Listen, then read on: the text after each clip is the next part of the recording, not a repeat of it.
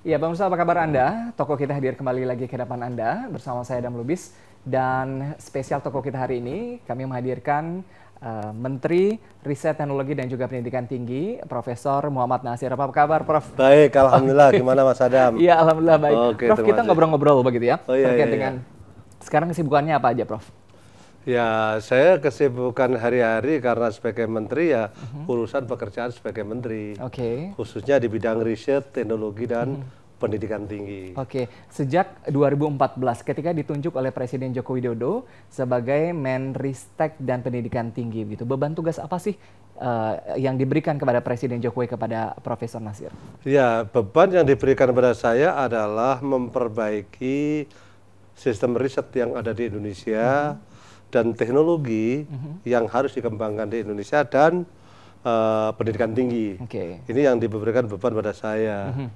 Pada saat saya sebagai ditunjuk pada saat menteri, saya kan dipanggil ke Istana Negara. Saya kan tadinya nggak tahu ini.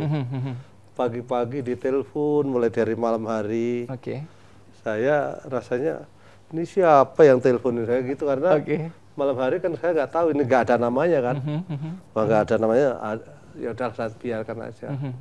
Sampai pagi saya 3:30 lah bangun itu. Pada saat mau sholat itu ada telepon lagi masuk ini. Terus ini siapa ini? Jangan-jangan penting berkali-kali telepon. Saya coba angkat itu. Dia jawab ini adalah dari Istana Presiden. Yaitu ini betul Bapak Profesor Muhammad Nasir, betul.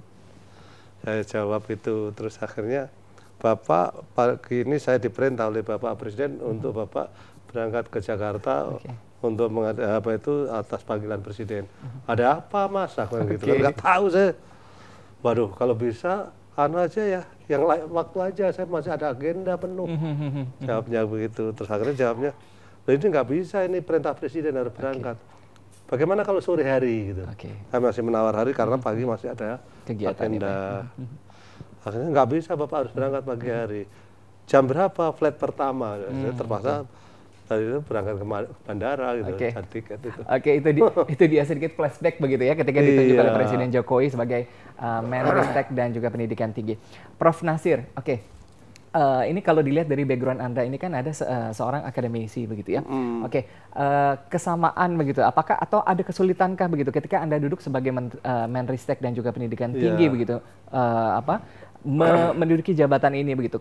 Kira-kira hambatannya apa atau persamaannya apakah sebagai akademisi? Kalau saya seorang akademisi, saya kan juga seorang praktisi juga. Praktisi, betul. Di satu sisi saya pernah bekerja di perusahaan, yaitu di bidang keuangan itu, karena saya sebagai background akuntan. Sedangkan saya juga bekerja sebagai dosen, sebagai orang akademisi yang mengajar.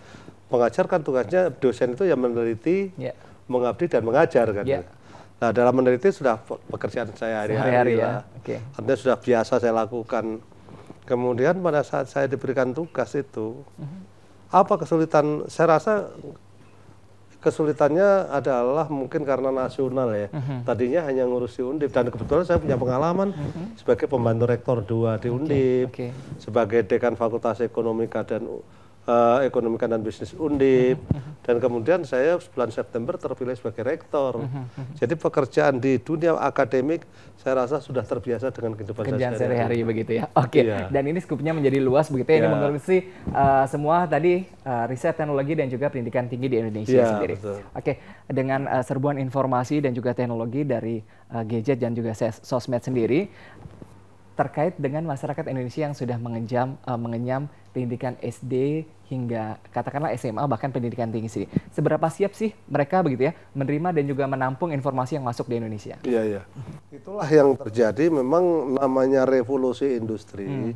Saya akan cerita dari awal sampai terakhir ini.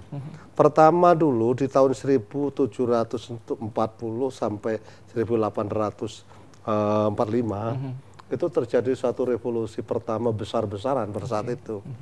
Dulu orang hidup di agraris, hidup di tradisional, transportasinya sebagai binatang, yaitu kuda dan kuda terutama. Tapi setelah adanya penemuan teknologi baru, yaitu namanya steam power, yes. yaitu mesin uap. Dengan akibat mesin uap memunculkan teknologi kendaraan, transportasi, mass production muncul pada saat itu. Nah, dengan akibat itu besar-besaran ini terjadi sampai di 1845. Bergeser setelah ini bagaimana mass production terjadi karena di steam power ini. Bagaimana temunya kalau ini adalah menggunakan uap, itu energi yang dikeluarkan kan masih tinggi. Bagaimana keluar dengan teknologi energi, akhirnya muncullah namanya energi.